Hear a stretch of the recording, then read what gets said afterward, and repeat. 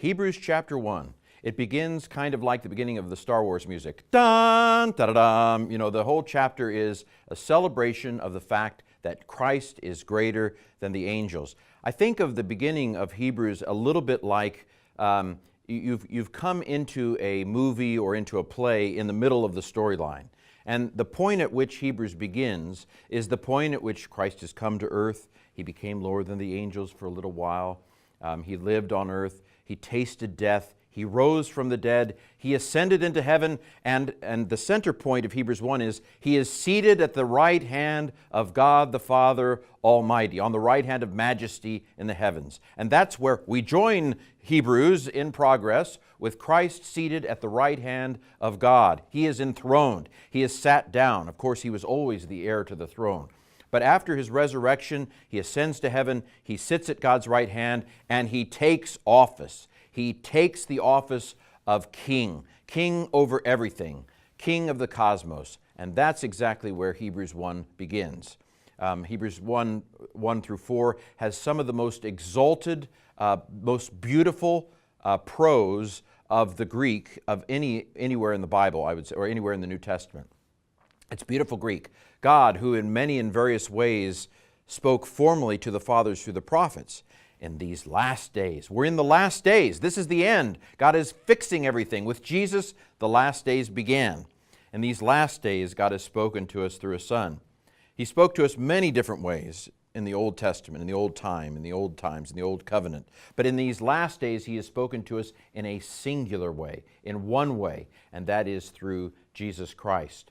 That's how Hebrews begins. We have some wonderful descriptions of Hebrews in those first 4 verses. One of them seems to allude to Jesus being the very wisdom of God. He is the radiance or reflection, however you want to translate it, the reflection of God's glory. He is the stamp of His substance. If you want to know what God looks like, look at Jesus. He holds everything by the word of His power.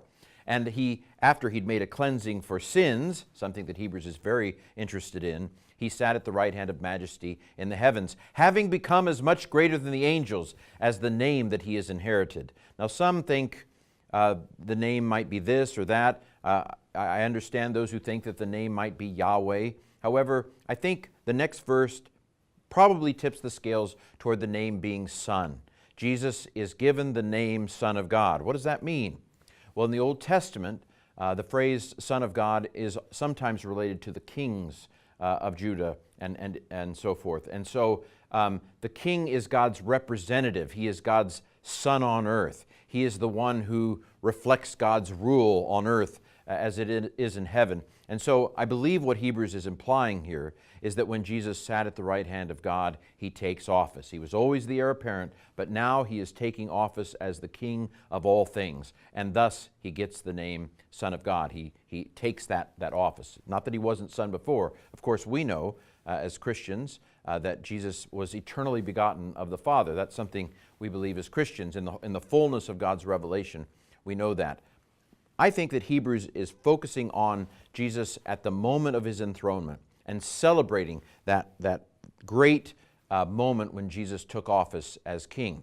And so verses 5 through 14 contrast Jesus with the angels. He is greater than the angels. Why does Hebrews do this? This is a good question. It may just be to exalt Jesus.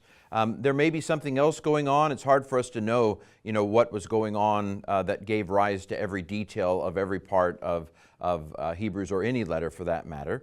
But some have suggested maybe the audience worshipped angels. Some think that Colossians 2 is about the worship of angels. Or maybe they had a little too high a view of angels. And the author of Hebrews wanted to make it clear that no matter how great angels are, Jesus is just way above that. That certainly is part of what Colossians tries to do. But what we have in Hebrews 1, 5 through 14 is a series of comparisons between Jesus and the angels. He's a son. To which of the angels has God said, "You are my son, today I've given you birth"? None of them, only Jesus. Only Jesus is the enthroned Son of God. The angels actually have to bow down when the next, one of the verses there, verse 6, when God leads Jesus into the inhabited world, I think into heaven, I think that's what this is talking about. When he leads Jesus into heaven, the exalted, resurrected Jesus into heaven, all the angels, let the angels bow down. Let the angels worship him because he's the king and they're just servants. Then we have a series of the angels are just like winds and flames. They change, they come and go. But your throne, O God, is forever and ever. This is some of the most exalted language of Jesus in the entirety of the Bible. Your throne, O God. And it's talking to Jesus. Angels certainly can't put that on the resume. And then you have this other 10 to 12, you, O Lord, founded the earth. This is referring to Jesus. You, Lord, it's taking an Old Testament psalm that referred to Yahweh as creator and relates it to Jesus and says, you, O Lord, founded the earth, and the heavens are the works of your hands. They'll grow old. The creation, it'll get rolled up, but your days will never come to an end. In the end, the angels are just ministering spirits. They're sent for this current age where we are about to inherit salvation. But now that Jesus has come, that particular role, the angels aren't going to go away. They're going to be in heaven worshiping. They're going to be free to worship alongside us. Right now, there are ministering spirits in this age as we come to salvation. And thus, Hebrews 1 comes to an end with this realization that the angels are just a temporary servant, whereas Christ is a permanent king and savior. Well, Hebrews 1, that's the content of Hebrews 1. You might notice that Hebrews 1 doesn't begin with the standard letter opening. We don't have, hi, I'm Apollos, and you're the Romans. Hello. By the way, we don't know who wrote Hebrews. Paul, of course, was thought for years and years and years, but there are various reasons, style, and some of the thinking that most scholars don't think that Paul was the author of Hebrews. And it doesn't say who it was written to. If we were to take a vote, I think probably the majority of scholars would be fine with Rome being the audience, but it's really an educated guess. We don't know these things. Hebrews begins a little like a sermon. In fact, I think probably the majority of experts would again be sympathetic to Hebrews being a sermon because Hebrews 13 calls it a word of exhortation. And we know from Acts that a word of exhortation could be a homily. And so that might be the explanation for why Hebrews hits the ground running without any kind of letter opening. There are a lot of things. We talk about the riddles of Hebrews. We don't know who wrote it. We don't know who it was written to. We don't know exactly when it was written. We don't know for sure why it was written. We don't know where it was written to or where it was written from. Of course, the longer you're in this game, the more you begin to make guesses. I think it's probably, the author is probably a male because of a participle. Greek has to reveal the gender of the person speaking if you use a particular word called a participle of yourself, and Hebrews 11:32 uses a masculine singular participle. There have been some very clever suggestions that maybe the author was Priscilla or someone pretending or writing with someone else who is male.